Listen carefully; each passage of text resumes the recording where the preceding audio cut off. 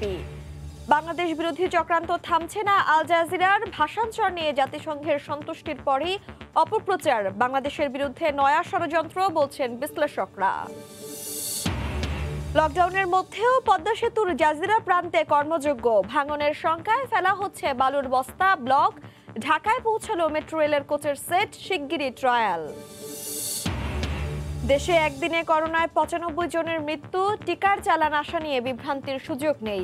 মেয়াদ কম হওয়ায় ধাপে ধাপে আনছে বাংলাদেশ। দেখছিলেন শিরোনাম। প্রবাসের সময় সঙ্গে আছি আমি তানজিলা খান মেম। রিপোর্ট থাকছে সংবাদের শেষাংশে। বাংলাদেশ বিরোধী চক্রান্ত থামছে না আল জাজিরার। এবার টার্গেট রোহিঙ্গাদের জন্য বাংলাদেশ সরকারের গড়ে তোলা আধুনিক ও নিরাপদ আবাসস্থল নোয়াখালীর ভাষান্তর। এই আশ্রয়ন প্রকল্প নিয়ে নানামুখী অপপ্রচার শুরু করেছে কাতার ভিত্তিক সংবাদ মাধ্যমটি। সাক্ষাৎ টিপুর ক্যামেরায় কমলদের রিপোর্ট। 170 বছরের ঘূর্ণিঝড়ের ইতিহাস এবং ক্ষয়ক্ষতি পর্যালোচনা করেই গড়ে তোলা হয়েছে নোয়াখালীর ভাষান্তরের আধুনিক এই আশ্রয়ন প্রকল্প, যেখানে ব্যবহার করা হয়েছে উন্নত সব প্রযুক্তি। ইতিমধ্যে 5 দফায় যাওয়া 15,000 রোহিঙ্গা বসবাস করছেন। আর এই ভাষান্তর নিয়েই অপপ্রচার চালাচ্ছে কাতার ভিত্তিক সংবাদ মাধ্যম আল জাজিরা।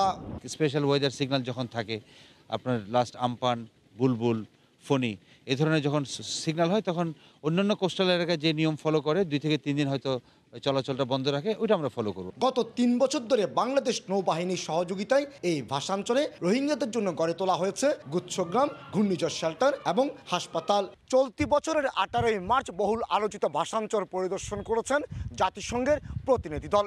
রোহিঙ্গা বসতি স্থাপন নিয়ে ইতিবাচক প্রতিবেদনও দিতে যাচ্ছে তারা। তার আগে ভাষান্তর পরিদর্শন করেছেন উন্নত দেশের কূটনীতিকরা। তারাও ভাষান্তর নিয়ে অনেকটা ইতিবাচক।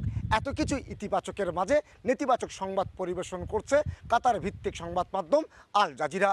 গত 3 বছরে বাংলাদেশের উপর দিয়ে অতিক্রম করে যাওয়া ঘূর্ণিঝড় যেমন এখানে কোনো ক্ষতি করেনি, তেমনি এখন পর্যন্ত জোয়ারের পানি প্রবেশের কোনো নজির নেই। আল জাজিরা যারা কাজ করে তাদের একটা বিরাট অংশ, বিশেষ করে বাংলাদেশ ডেস্কে যারা কাজ করে, তারা পাকিস্তানি।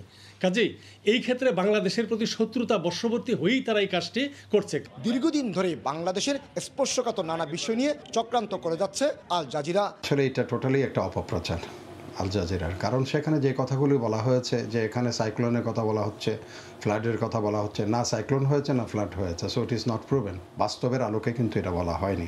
মিয়ানমার সেনাবাহিনীর অমানবিক নির্যাতনে প্রাণ ভয়ে পালিয়ে এসে কক্সবাজারে আশ্রয় নেয় 11 লাখ রোহিঙ্গা। এর মধ্যে 1 লাখ রোহিঙ্গাকে ভাষান্তরে সরিয়ে নেওয়ার পরিকল্পনা রয়েছে বাংলাদেশ সরকারের। কমল দে, সময় সংবাদ, চট্টগ্রাম। প্রবাসের সময় আরো থাকছে।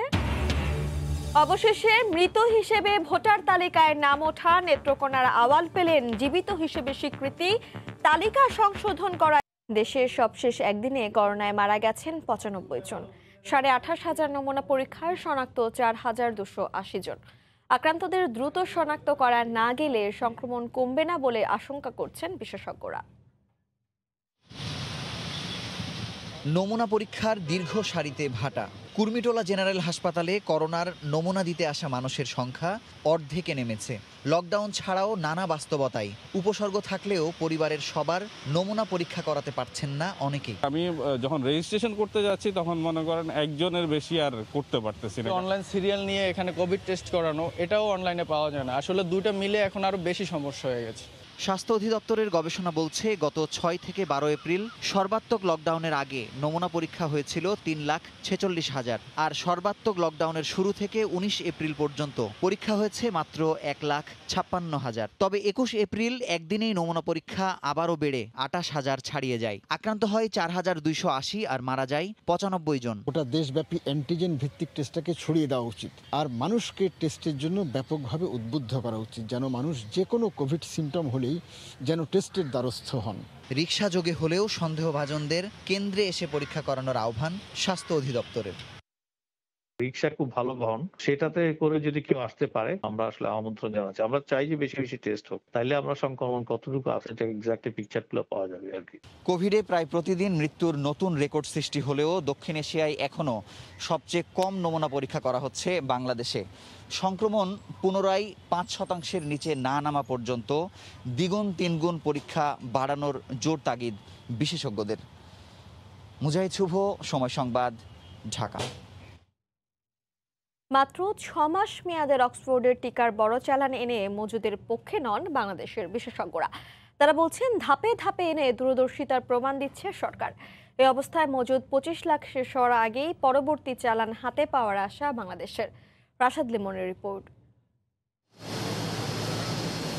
21 জানুয়ারি 2021 উপহার হিসাবে ভারতের দেয়া 20 লাখ ডোজের মাধ্যমে ভ্যাকসিনেশন কার্যক্রমের প্রথম ধাপে নাম লেখায় বাংলাদেশ। এর 4 দিনের মাথায় 25 জানুয়ারি সেরাম ইনস্টিটিউট থেকে কেনা বাংলাদেশের প্রথম টিকার চালান আসে বেক্সিমকো ফার্মার হাত ধরে। যদিও এর আগেই সময় মতো টিকা আসা না আসা নিয়ে নানা কথা রটে বেশ কিছু গণমাধ্যম সহ সামাজিক যোগাযোগ মাধ্যমে। ঠিক তখনই সেরামের বাংলাদেশের এজেন্ট বেক্সিমকো জানিয়েছিল ধাপে ধাপে হলেও সময় মতো 3 কোটি ডোজ টিকা পাবে বাংলাদেশ। এটা আসার পরে আমরা আমাদের ওয়্যারহাউসে নিয়ে যাব এবং আমাদের ওয়্যারহাউসে নিয়ে আমরা স্টোর করব। ধাপে ধাপে আসা 1 কোটি 2 লাখের মধ্যে প্রয়োগ হয়েছে 74,23,274 ডোজ। এখনও মজুদ আছে 25,76,726 ডোজ। তবে এরই মধ্যে আবারও মিশ্র প্রতিক্রিয়া মানুষের মধ্যে। গণমাধ্যমের খবরেও তৈরি হয়েছে বিভ্রান্তি। শুনছি শেষ হয়ে যাবে, তারপরে কিনে নিতে হবে। তবে এই মুহূর্তে যে ভ্যাকসিন প্রয়োগ হচ্ছে তা প্রস্তুত 6 ডিসেম্বর আর মেয়াদ 3রা জুন 2021 পর্যন্ত। তাই মজুদ নিয়ে কোনো প্রশ্ন তুলতে নারাজ বিশেষজ্ঞরা। তারা বলছেন সরকার ধাপে ধাপে আনার প্রক্রিয়ার কারণেই মজুদ প্রক্রিয়া সঠিক নিয়মে হচ্ছে। 8 থেকে 12 সপ্তাহের মধ্যে দ্বিতীয় ডোজ দিতে হবে। লটে লটে আনাই সুবিধাজনক, কারণ এটাকে সংরক্ষণ করা সহজ। ভ্যাকসিন নিতে সুরক্ষা ওয়েবসাইটে এ পর্যন্ত নিবন্ধন করেছেন 71,50,873 জন।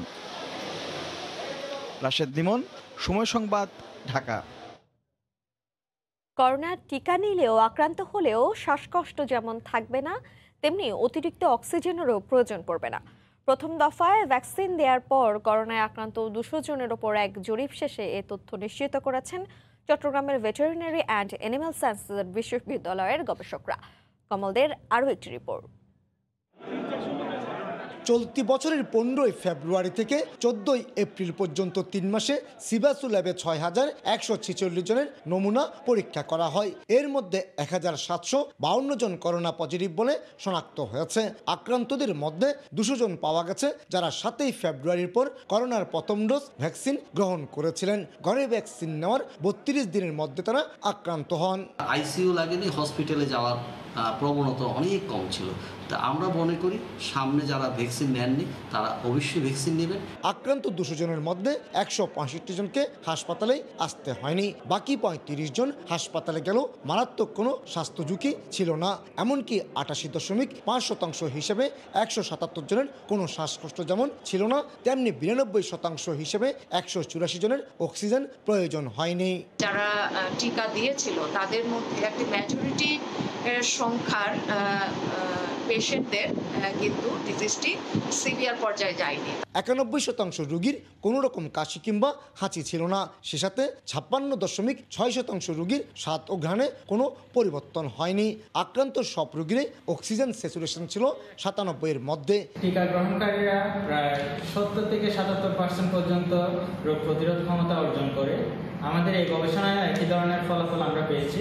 প্রথম ডোজ নেওয়ার পরও করোনায় আক্রান্ত হয়ে একজনের মৃত্যু হয়।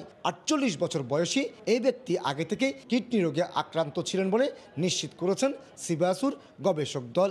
এছাড়া আক্রান্তদের অধিকাংশই আগে থেকে উচ্চ রক্তচাপ ও ডায়াবেটিকের রোগী ছিলেন। কমল দে, সময় সংবাদ, চট্টগ্রাম। বিএনপি চেয়ারপারসন বেগম খালেদা জিয়ার শারীরিক অবস্থা আগের চেয়ে ভালো বলে জানিয়েছেন তার চিকিৎসক। বুধবার রাত 9টার দিকে বেগম জিয়ার শারীরিক অবস্থা পর্যবেক্ষণে গুলশানে বেগম জিয়ার বাসায় আসেন চিকিৎসক ডাক্তার আল মামুন ও AZM জাহিদ হোসেন। প্রায় 1 ঘন্টা পর্যবেক্ষণ শেষে ডাক্তার AZM জাহিদ হোসেন জানান, আগামী সপ্তাহে দ্বিতীয়বারের মতো বেগম জিয়ার করোনা পরীক্ষা করা হবে। করোনার ভ্যারিয়েন্ট ভিন্ন হওয়ায় এখনই বেগম জিয়াকে করোনার সংখ্যামুক্ত বলার সুযোগ নেই বলেও জানান তিনি। গত 11 এপ্রিল বেগম জিয়ার করোনা শনাক্ত হয়।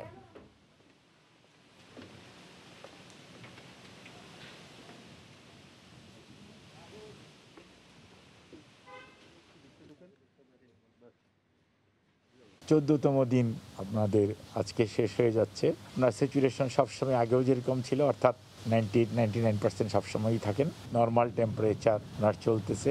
চেস্টে কোনো ধরনের কনজেশন নাই, একমাত্র অল্প শারীরিক দুর্বলতা আছে। 2-1 দিনের মধ্যেই ইনশাল্লাহ ওনার ব্লাড টেস্ট কিছু করা হবে এবং পরবর্তীতে ওনার করোনার যে টেস্ট সেটিও করা হবে। ম্যাডাম ছাড়া আরও 8 জন, এভরিওয়ান ইজ গেটিং ইমপ্রুভ।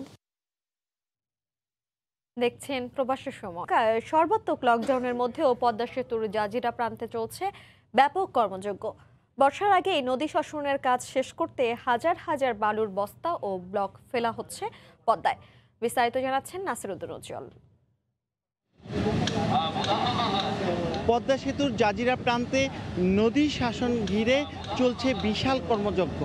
সর্বাত্মক লকডাউনের মধ্যেও নদীতে ফেলা হচ্ছে লাখ লাখ বালুর বস্তা, ব্লক ও বড় বড় পাথর। নদীর তলদেশে স্লব তৈরি করা হচ্ছে, পাশে নদীর তীর ব্লক দিয়ে ঢেকে ফেলা হচ্ছে। ভাঙনটা যাতে বাড়তে না পারে সেজন্য আমরা হাজার হাজার শ্রমিক এই ভাইরাসে কাজ করতেছি। পাথর ফেলাইতেছি, বস্তা দিতেছি, যাতে নদী এদিকে আর কোনো ক্ষয়ক্ষতি করতে না পারে। আমাদের ভালোবাসা এবং আবেগের পদ্মা সেতু আমরা কাজ করতেছি, আনন্দ পাইতেছি যে 10 টাকা এখানে আমাদের ইনকাম হইতেছে। পদ্মা সেতুর দায়িত্বশীলরা বলছেন নদীর গতিপথ পাল্টেছে। খরা স্রোতার বিশাল এলাকায় চর পড়ে গেছে, নদী ধাবিত হচ্ছে জাজিরার দিকে। তাই আশঙ্কা করা হচ্ছে আসন্ন বর্ষায় জাজিরা প্রান্তে আঘাত করতে পারে। পানি বৃদ্ধি পেলে তখন তো আর কাজ করা যাবে না, স্লোপে বাকি তো সেজন্য লোয়ার স্লোপের কাজগুলো আগে শেষ করতেছি, তারপরে আস্তে আস্তে আপার স্লোপের কাজগুলো করব। আসন্ন বর্ষার আগে প্রায় 10.5 কিলোমিটার এলাকা নদী শাসন সম্পন্ন করার পরিকল্পনা রয়েছে। আর্থিক অগ্রগতি প্রায় 70%, আর কাজের অগ্রগতি 82.5%। শরীয়তপুরের জাজিরায় পদ্মা সেতু প্রকল্প এলাকা থেকে নাসিরউদ্দিন উজ্জ্বল, সময় সংবাদ। নির্ধারিত সময়ের 2 দিন আগেই দিয়াবাড়ি পৌঁছেছে মেট্রো রেলের কোচের সেট। প্রথম লটে এসেছে 2টি কোচ। পরীক্ষা নিরীক্ষা শেষে 2 মাসের মধ্যেই ট্রায়াল রানের কথা ভাবছে কর্তৃপক্ষ। রাশেদ লিমনের আরও একটি রিপোর্ট। নির্ধারিত সময়ের 2 দিন আগেই বুড়িগঙ্গায় মেট্রো রেলের কোচবাহী বিশেষ কার্গো বুধবার দুপুর 2টা নাগাদ বালু নদী হয়ে এগিয়ে যায় দিয়াবাড়ির দিকে। অবশেষে বুধবার বিকেল 5টার দিকে দিয়াবাড়ির মেট্রো রেলের অস্থায়ী জেটিতে নোঙর করে দেশের প্রথম মেট্রো রেলের কোচের সেট। প্রথম লটে এসেছে 2টি কোচ। বৃহস্পতিবার সকালে শুরু হবে খালাস প্রক্রিয়া। প্রথমে 2টি ও অপর কার্গোতে থাকা আরও 4টি ডাঙায় তুলে ডিপোতে নেওয়া হবে শুক্রবারের মধ্যে। সকাল 8টা থেকে আমরা চেষ্টা করব যে 4টা কোচ আনলোড করে আমাদের ডিপোতে যে নিয়ে নামানোর জন্য জায়গা যেটা আমরা প্রস্তুত করে রেখেছি সেই জায়গাতে এগুলোকে নিয়ে যাব। পরীক্ষা নিরীক্ষা শেষে 2 মাসের মধ্যেই ট্রায়াল রানের কথা ভাবছে কর্তৃপক্ষ। আমাদের হাতে এখন একটু নামানোর পরে কয়টা দিন আমাদের একটু সময় দেন, আমরা একটু দেখি যে কি অবস্থাতে আছে। এই ধরেন 1.5 থেকে 2 মাসের ভিতরে ইন্টিগ্রেটেড টেস্ট পরিপূর্ণভাবে সম্পন্ন করা যাবে, তারপরে আমরা ট্রায়াল রানের দিকে যাব। এপ্রিল শেষে এমআরটিএ লাইন 6 এর সার্বিক অগ্রগতি 61.49%। স্বপ্ন পূরণে একই দিনে যেন 2 ধাপ এগিয়ে গেল বাংলাদেশ। একদিকে দিয়াবাড়িতে নোঙর করেছে দেশের প্রথম মেট্রো রেলের সেট, অন্যদিকে দ্বিতীয় সেটটিও জাপানের ওবে বন্দর থেকে রওনা দিয়েছে বাংলাদেশের দিকে। রাশেদ লিমন, সময় সংবাদ, ঢাকা। বাজার বাদে বুধবার থেকে আবারও চালু হলো অভ্যন্তরীণ রুটের সব ফ্লাইট। এতে সন্তোষ প্রকাশ করেছেন যাত্রীরা। তবে বিশেষ ফ্লাইটের শিডিউল বিড়ম্বনায় আজও দুর্ভোগ পোহাতে হয়েছে প্রবাসী কর্মীদের। লকডাউনে আটকে পড়া প্রবাসী কর্মীদের কর্মস্থলে ফেরার অনিশ্চয়তা কাটাতে শিথিল করা হয়েছে নানা বিধিনিষেধ। এখন থেকে 6টি দেশ দিয়ে বিশেষ ফ্লাইটে বিশ্বের যে কোনো গন্তব্যে যেতে পারবেন অন্য যাত্রীরাও। তবে ট্রানজিট যাত্রীরা আসতে পারবেন না দেশে। এদিকে কিছু বিশেষ ফ্লাইটের যাত্রা বাতিল হলেও নতুন শিডিউল জানানো হয়নি যাত্রীদের। ফলে উৎকণ্ঠা নিয়ে বিমানবন্দরের টার্মিনালের বাইরে ঘন্টার পর ঘন্টা অপেক্ষা করতে হচ্ছে প্রত্যন্ত অঞ্চল থেকে আসা প্রবাসী কর্মীদের। ঢাকা টু সারদা যাইব আজকে, কিন্তু আজকে সকালে যে ফ্লাইটটা ছিল এটা ক্যান্সেল হয়ে গেছে। যাবে কি যাবে না তা জানি না এখন। আমাদের ফ্লাইট যদি না হয় আমি যে বাড়িতে যাবো এ পর্যন্ত আমার কাছে 10 টাকা আমি যাইতে পারবো না। মূলত প্রবাসী কর্মীদের যাত্রাপথের দুর্ভোগ নিরসন ও সাধারণ মানুষের জরুরি কাজে যাতায়াতের জন্য সীমিত পরিসরে চালু হলো অভ্যন্তরীণ রুটের ফ্লাইট। প্রথম দিনে 2টি বেসরকারি এয়ারলাইন্স কক্সবাজার বাদে ঢাকা থেকে 6টি গন্তব্যে ফ্লাইট চালু করে। বৃহস্পতিবার থেকে শুরু করবে বাংলাদেশ বিমান। অনেকদিন আটকে ছিলাম নীলফামারীতে, এখন ভালো লাগতেছে যে আসতে পারছি। অ্যারাউন্ড 50% প্যাসেঞ্জার নিয়ে আজকে আমরা সকালে ফ্লাইটগুলোতে আসলে পরিচালনা করেছি। বাট এখনকার যে প্রেক্ষাপট, সেই প্রেক্ষাপটে আমাদের যে স্বাস্থ্যবিধির যে ব্যাপারগুলো আছে প্রত্যেকটা জিনিসে মানার আমরা চেষ্টা করেছি। এদিকে স্বাস্থ্যবিধি না মানলে এয়ারলাইন্সগুলোর বিরুদ্ধে ব্যবস্থা নেওয়া হবে বলে হুঁশিয়ার করেছেন বিমানবন্দরের পরিচালক। চেয়ারম্যান মহোদয় বলেছে স্বাস্থ্যবিধি মেনটেন করেই সমস্ত ফ্লাইট পরিচালিত করতে হবে। স্বাস্থ্যবিধি যে মানবে না তাদের ফ্লাইট উনি ক্যান্সেল করে দিবেন। মধ্যপ্রাচ্যের 4টি দেশের বিভিন্ন গন্তব্যে আজ 21টি বিশেষ ফ্লাইট যাওয়ার কথা রয়েছে। এদিকে চীনে বিশেষ ফ্লাইট চালুর অনুমতি দেওয়া হলেও আজ যায়নি কোনো ফ্লাইট। হাজিরা শিউলি। করোনা সংকট মোকাবেলায় চলতি বড় মৌসুমে গতবারের চেয়ে বেশি ধান ও চাল কেনার লক্ষ্যমাত্রা ঠিক করেছে সরকার। লটারির মাধ্যমে বেশি দামে সরাসরি কৃষকের কাছ থেকে 20 লাখ টনেরও বেশি খাদ্যশস্য কেনা হবে বলে জানান কৃষিমন্ত্রী। প্রসন্ন আশিসের রিপোর্ট। গত বছরের চেয়ে 5 লাখ টন। গত বছর 26 টাকা কেজি দরে 8 লাখ টন ধান, 36 টাকা কেজি দরে 10 লাখ টন সিদ্ধ চাল, 35 টাকা কেজি দরে 1.5 লাখ টন আতপ চাল এবং 28 টাকা কেজি দরে 75,000 টন গম কেনার সিদ্ধান্ত নেওয়া হয়। মহামারীতে জরুরি পরিস্থিতি মোকাবিলায় এবার আরও বেশি খাদ্যশস্য সংগ্রহের পাশাপাশি প্রান্তিক চাষিদের কাছ থেকে লটারির মাধ্যমে ধান কেনার কথা জানিয়েছেন কৃষিমন্ত্রী। ক্ষুদ্র চাষি তাদের কাছ থেকে আমরা ধানটা কিনবো লটারির মাধ্যমে, যাতে রাজনৈতিক কোনো সামাজিক কোনো প্রভাব খাটিয়ে কেউ ধান সরকারের বেশি দামে দিতে না পারে। খাদ্য ঘাটতি ঠেকাতে মজুত বাড়ানো এবং ক্ষুদ্র চাষিদের কাছ থেকে ধান চাল সংগ্রহ প্রক্রিয়ায় স্বচ্ছতার তাগিদ দেন বিশেষজ্ঞরা। করোনার ঢেউয়ে যেহেতু সাধারণ মানুষের খাদ্যের সংকট হতে পারে, সেই হিসেবেই প্রকিউরমেন্টটা বেশি হওয়া উচিত। তাদের মতে রাইস মিলারদের কারসাজিতে দাম যাতে লাগাম না ছাড়ায় সেদিকে নজরদারি বাড়াতে হবে। তবে বড় মিলারদের সিন্ডিকেটের কারণে চালের বাজার নিয়ন্ত্রণে না থাকার অভিজ্ঞতা থেকেই এ ব্যাপারে পদক্ষেপ নেওয়ার কথা জানান কৃষিমন্ত্রী। খুবই জরুরিভাবে নজর দেওয়া উচিত যে অতিরিক্ত বড় রাইস মিলাররা আসলে কি পরিমাণ ক্যাপাসিটির বাজারটা নিয়ন্ত্রণ করছে মিলাররা, কাজেই সরকারের গুদামে পর্যাপ্ত চাল থাকার দরকার ছিল। প্রতি বছর জনসংখ্যা বৃদ্ধির পাশাপাশি রোহিঙ্গাদের অতিরিক্ত খাদ্য সহায়তার ফলে ঘাটতির আশঙ্কা দেখা দিলে দ্রুত আমদানির পরিকল্পনা রয়েছে বলেও জানান কৃষিমন্ত্রী। প্রসূন আশিস, সময় সংবাদ, ঢাকা। চট্টগ্রামে 1400 বস্তা চাল জব্দ করেছে গোয়েন্দা পুলিশ। এই ঘটনায় একজনকে আটক করা হয়েছে। পুলিশ জানায়, মঙ্গলবার রাতে বন্দর জেটি থেকে সরকারি চাল বহনকারী একটি ট্রাক নজরদারিতে আনে গোয়েন্দা পুলিশ। ট্রাকটি নোয়াখালী যাওয়ার কথা থাকলেও তার পরিবর্তে পাহাড়তলী বাজারের মাহি ট্রেডার্সের গুদামে চলে আসে। পরে ওই গুদামে অভিযান চালিয়ে জব্দ করা হয় বিপুল পরিমাণ সরকারি চাল। আটক করা হয় গুদাম মালিককে। ভ্রাম্যমাণ সবজি ও মাছ ব্যবসায়ীদের বিক্রি স্বাভাবিক সময়ের চেয়ে নেমে এসেছে অর্ধেকে।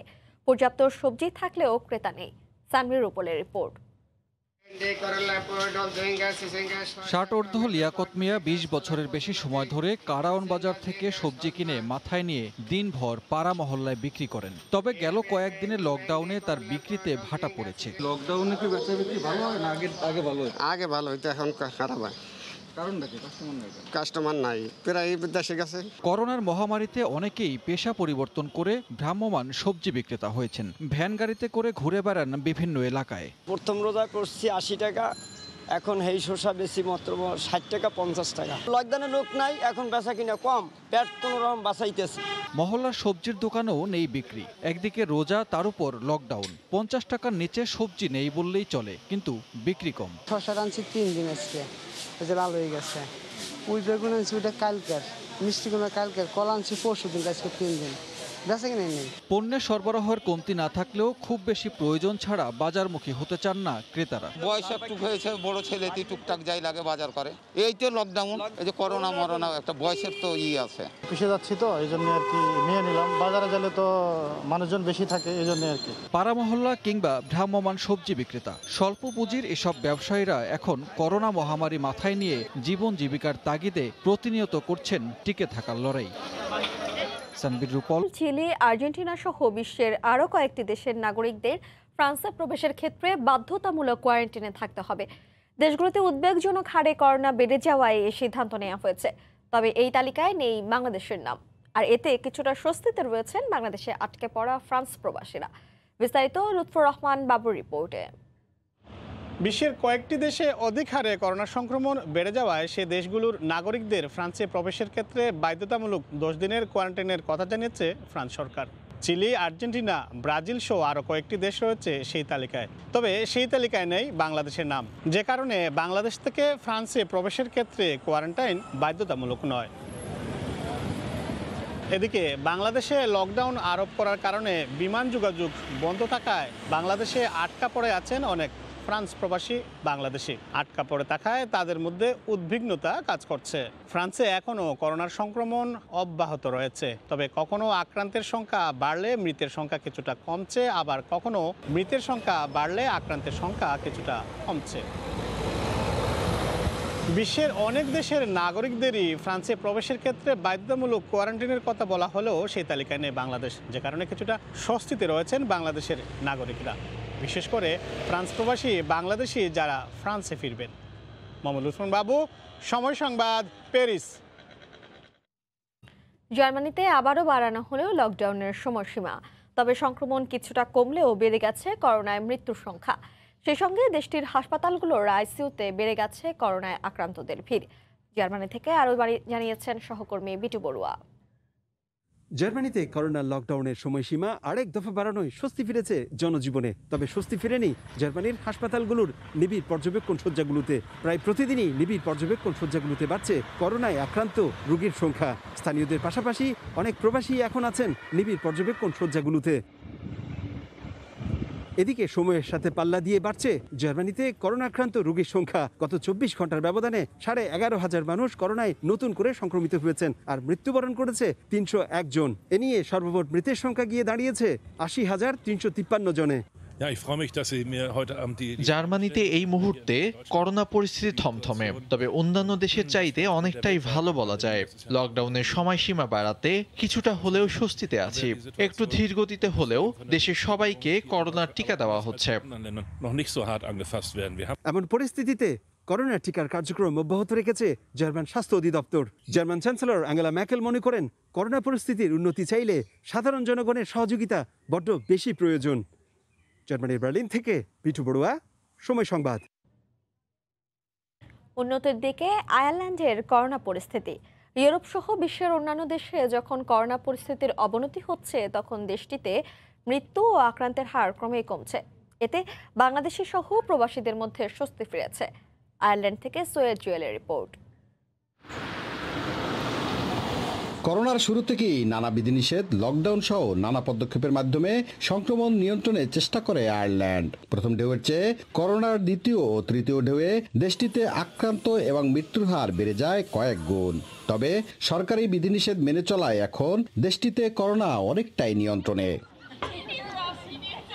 ইউরোপের অন্য দেশগুলোর চেয়ে আয়ারল্যান্ডে বাংলাদেশিদের মৃত্যুর হার একেবারেই কম। দেশটিতে করোনায় আক্রান্ত হয়ে মাত্র এক বাংলাদেশি মৃত্যু হয়েছিল। সরকারের নিয়ম মেনে চলা এবং নিজেদের সুরক্ষিত রাখতে বিভিন্ন পদক্ষেপ দেওয়াতেই এমনটা সম্ভব হয়েছে বলে মনে করেন প্রবাসীরা।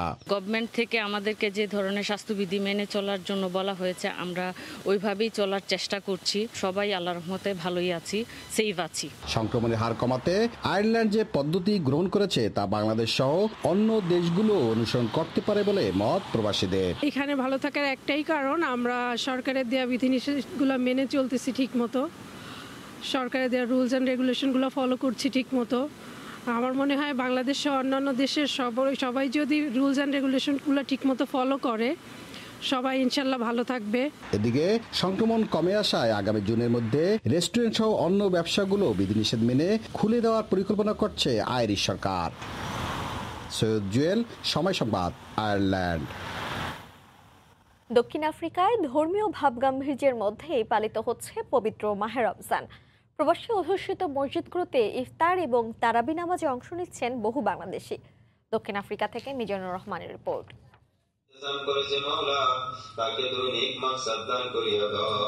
করোনা মহামারীর মধ্যে স্বাস্থ্য সতর্কতা মেনে পবিত্র মাহে রমজান পালন করছেন দক্ষিণ আফ্রিকার প্রবাসী বাংলাদেশিরা। এবার মসজিদে আদায় করা হচ্ছে ইফতার এবং তারাবি নামাজ।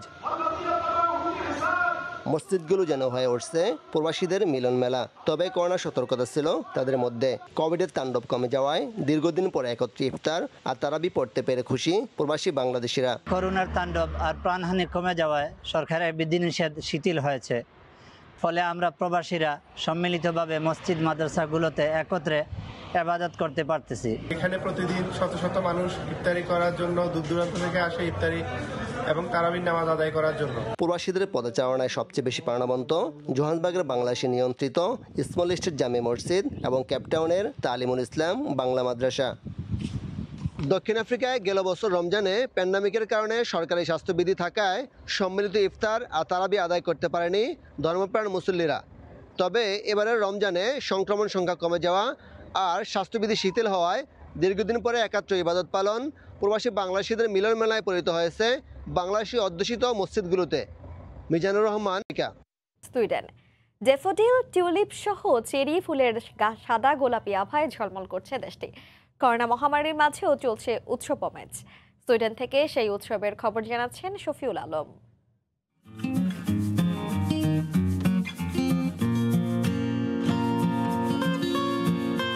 শীত প্রধান দেশ সুইডেনে শীতকে বিদায় দিয়ে বসন্তের আগমন জানান দেয় নানা রঙের ফুল ফোটার মধ্য দিয়ে। তবে সবচেয়ে আকর্ষণ সাদা ও গোলাপি চেরি ফুল।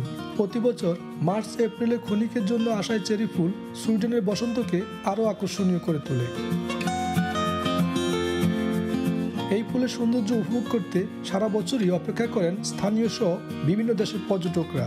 চেরি ফুলের সৌন্দর্য উপভোগ করার পাশাপাশি অনেকেই ছবি তুলে স্মরণীয় করে রাখেন সুন্দর মুহূর্তটি। আমরা ফ্রেন্ডস এবং ফ্যামিলি নিয়ে সবসময় অপেক্ষায় থাকি যে কখন আমরা এই প্রকৃতির এই সুন্দর মোহনীয় পরিবেশ উপভোগ করতে পারবো। বছরের এই সময়টা তো বারবার আসে না, এই সপ্তাহ 4-5 দিন মতো থাকে এই ফুলগুলা। তো আমরা প্রতি বছর আসে এই সৌন্দর্যটা উপভোগ করি। আমরা ব্রাজিল থেকে এসেছি। পৃথিবী অনেক সুন্দর, এখানে না আসলে তা বুঝতে পারতাম না। ফুলের এই সৌন্দর্যের টানে সুইডেনের জনগণ কিছুক্ষণের জন্য হলেও ভুলে থাকতে চান ভয়াবহ করোনা মহামারী। শীতের শেষে সুইডেনে বইছে বসন্তের হাওয়া। নানা রঙের ড্যাফোডিল আর টিউলিপের সাথে ক্ষণিকের ফোটা চেরি ফুল এই মহামারীতেও জনমনে নিয়ে এসেছে বসন্তের ছোঁয়া। শফিউল আলম, সময় সংবাদ, সুইডেন। এ পর্যায়ে শীর্ষ সংবাদ জানিয়ে দিচ্ছি আরেকবার। বাংলাদেশ বিরোধী চক্রান্ত থামছে না আল জাজিরার। ভাষান্তর নিয়ে জাতিসংঘের সন্তুষ্টির পরই অপপ্রচার, বাংলাদেশের বিরুদ্ধে নয়া ষড়যন্ত্র বলছেন বিশ্লেষকরা। এবং লকডাউনের মধ্যেও পদ্মা সেতুর জাজিরা প্রান্তে কর্মযোগ্য। ভাঙনের শঙ্কায় ফেলা হচ্ছে বালুর বস্তা ব্লক। ঢাকায় পৌঁছালো মেট্রো রেলের কোচের সেট, শিগগিরই ট্রায়াল। এই ছিল প্রবাসের সময়ের সঙ্গে থাকুন সময়।